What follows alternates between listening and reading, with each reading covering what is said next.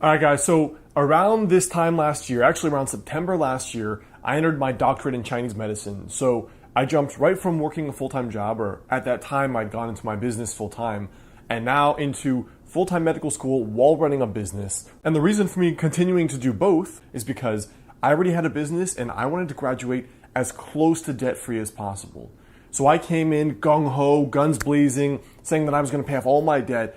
And the very first year, managed to burn myself out and have a lot of health issues from overwork and just from stress. And so this 100-day manifestation experiment was to see if I could bring back that excitement that I used to have, as well as still get even better results.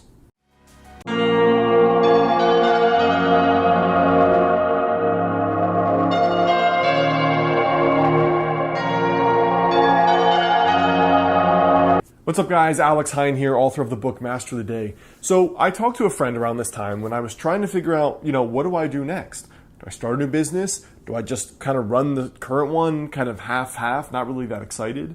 And what she said to me was, just for 100 days, try only doing the things that excited you. And I want to focus on the 4 things I did and the 4 things I asked for that ended up happening, so that you can get started with your own experiment on how your thoughts create your reality, and you can decide for yourself. Because for me, I was very skeptical. I mean, I'm open to this kind of stuff, but the thing is, what got me to where I am in my life today was work. I know how to work. I published already 4 books. I wrote my last full-length book while I was in medical school here, and then published it in the summer. I know how to work, but just because you know how to work and you get results doesn't mean you enjoy it, or that you're happy, or that you can feel like you can do that forever. And I want to be working for the next 70 years. So I started with 4 things. So the very first thing was I would ask for whatever it is I wanted. Asking for me was a formal, I wrote it down on paper, please help me with this, find this, do this. I did it in the morning and I did it in the evening. The second thing was I kept a little journal to keep track of my intuitions. And the way I knew something was intuition was, number 1, I felt excited by it. And number 2, I felt it kind of in my stomach, ooh, that's a good idea. Not up here, yeah, I should do that, I should do that. It just popped into my head and I was like, ooh, that would be cool.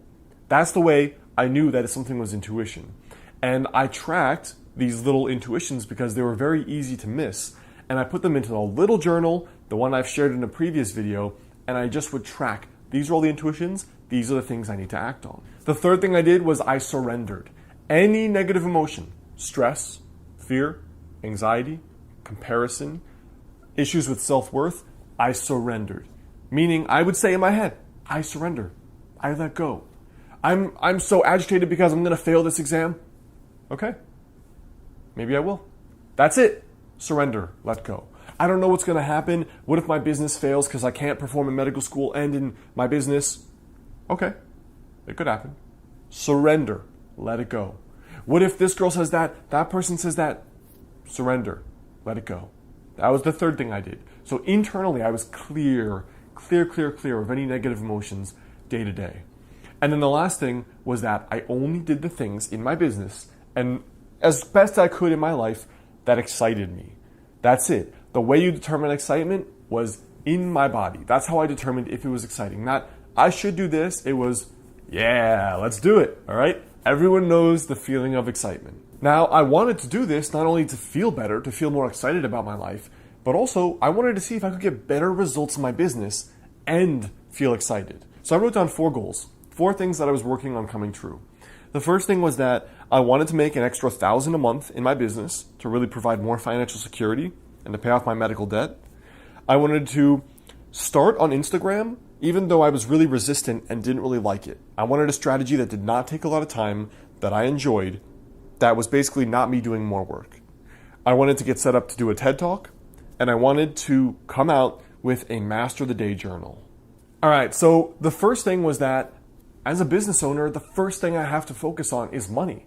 I don't like that fact. I don't want to focus on only the things that make money. I just want to write books and shoot videos. But the reality is those things don't make money by themselves. I have to study business. And so I thought every night, every morning, I would say, please help me make this without doing extra work, without working twice as hard, without doing something I hated. I want it to be easy and fun and exciting.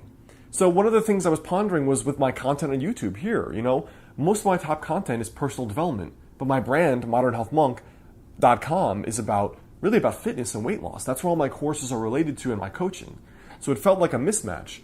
But what excited me the most is the personal development content. So I said, you know what? Fine. I'm just going to create the content I like, that you guys like, the personal development stuff, for 100 days and see what happens. Well, the very first video I shot was super off-brand, and it was all about how to journal to be more successful, right? The journaling exercise that can change your life. Now, would you believe that very first video I shot, off-brand, whatever excited me, that video went viral. And it pulled up so many other videos, and I want you to look at my AdSense check here for the month and what it's been for several months now. And isn't that interesting that the very first thing I asked for was an extra $1,000 a month in income? Now that's kind of crazy, right? And that's kind of humbling. And it made me just think, how? Like how? I don't really know. I asked, I listened, and then I did. And that's what I think you're going to learn, that I learned, is the key thing. When you ask, an answer comes. The listening is the little intuition that's very easy to ignore, but then you have to do it. So the second thing is that I've been wanting to start using Instagram. And the reason why I haven't been using it in my business is I hate social media. I hate what it does to people. I hate when you start uploading, it changes the way and the kind of content you upload. And so I was afraid that would happen to me. But I was kind of struck with the fact that I got these really meaningful messages, these really interesting direct messages on Instagram from you guys. And I thought that was really rewarding and really humbling. And so I wanted to figure out a way where I could start uploading content and build that platform over the next years, but without doing extra work, because I wrecked my health the first year of medical school from overwork, from stress. And so I asked what I should do. And around that time, someone just mentioned to me, what if you just did like personal brandy type pictures or little design cards? So I put out this ad on Craigslist looking for a photographer, and I mentioned that I was looking for people to do a shoot or potentially do some kind of long-term deal where I can give them exposure. What happened was a bunch of people responded, but the last person that responded just so happened, I put a Craigslist ad, remember that, just so happened to be a girl at my school who is now working with me to produce a lot of photography, a lot of the videos, and a lot of this other stuff. And that came out of nowhere. Like when you think about the chances of finding someone in a school of less than 1,000 people, and you put a random Craigslist ad, it's kind of crazy. And so sure enough, we found a strategy that could work for uploading daily to Instagram that doesn't take a lot of time on my end and can still be impactful and still help a lot of people. The third thing I asked for is just some help on getting this Master of the Day journal created. The thing is, I have to go through China to get a supplier and then get a distributor and have them do all this stuff. And there's the potential to lose a lot of money that I don't have to create a print journal. And I know journals are really popular now. And the one I want to create is very different in a very simple way. And so I've been working on creating it because I've used these exercises in my own life. And I know it'll help many of you. But I was getting caught up in all the barriers of I need to put money up front, I need to deal with the Chinese, I need to go through Alibaba.com, it's very complicated. And it's a long process. It's like 1 to 2 years from idea to inception. And one day, when I was asking for an easier way, a faster way to figure out how to do this, I got an email from Alibaba.com, which is a Chinese, it helps you connect with manufacturers. And I must have signed up and forgotten about it because I got this email, and it said to me, here are our best-selling hardcover journals. And I clicked that and I set up a quote pretty effortlessly inside their system. So I went from being like, all right, how do I do this journal? Do I create a journal? So the question was, do I create a journal? That very first video on journaling went viral. That was a yes. And then it was, how can I do this faster? In my inbox comes the Alibaba email. And the last thing was, I want to give a TED Talk.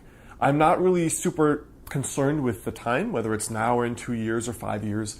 But one of the most common comments I get from you is, when are you giving a TED Talk? And, part of it is what's massively on my plate right now. But it's also like, when is it? When do I have to coordinate? I have to coordinate 3 to 6 months to prepare. And so I mentioned it to that photographer that I mentioned. And she said, oh, you mentioned TED, right? Well, they're actually here next week in Portland, taking their applications. So TED was actually locally in Portland doing their drop boxes for people to apply to speak. And so I was like, okay, it's kind of short notice. Next week is my finals week. I don't have 2 weeks to do a talk that's going to be on TED, possibly, and also my finals. Not enough time. The next day, I'm working in a coffee shop. I come home. I'm driving on my regular route to home. There's a humongous billboard. It says, like, come speak at TED, April, whatever. And I just started laughing because I've been here already, and I've been here for almost 2 years. I haven't seen that. I didn't see that last year. And so it's interesting. When you ask, you begin to see things aligned with whatever it is you're trying to have come to reality. So I think there's one final lesson here. And the final lesson is that doing this experiment and doing especially that, quote, spiritual exercise of not resisting, accepting everything, especially the things I don't like, and then still acting on improving them, has produced so much calm, so little stress, that I've never had anything like that. Certainly not in the last 7 years, for sure. So if there's anything I would recommend, it would be to do those 4 things I mentioned. Ask, the intuitive journal, to follow your excitement, don't resist. But really, don't resist. Because if you're not at your goals yet, there's going to be frustration and pain and discomfort. And if you do those things that are exciting you, it won't matter when you arrive because you're already having so much fun in the process. It won't even matter. It won't even matter. And that was a huge revelation for me. Listen, the intuition will be small. It'll be a little thing that's easy to ignore. And then you have to act on whatever's exciting you. And then don't resist if it hasn't happened yet, or you're just wondering if it's gonna happen. Just let it happen. So I hope that helps you guys. That was kind of an interesting 100-day experiment I did that I hoped would serve me for the rest of my life. And thus far, it certainly has. So I'm making sure to do a lot of interesting documentation on what I did, what I would do differently, and how it impacted my life.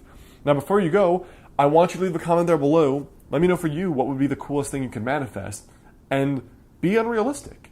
And I'm not saying like, oh, $1 billion, unless you think that's what you really want, but like, what do you really want? Tell me there below. Now, the best way to stay in touch is to come get my free personal development and weight loss challenge at modernhealthmonk.com/YouTube. You can also see my latest 2 videos and related videos right here and right here. And otherwise, I will catch you guys soon.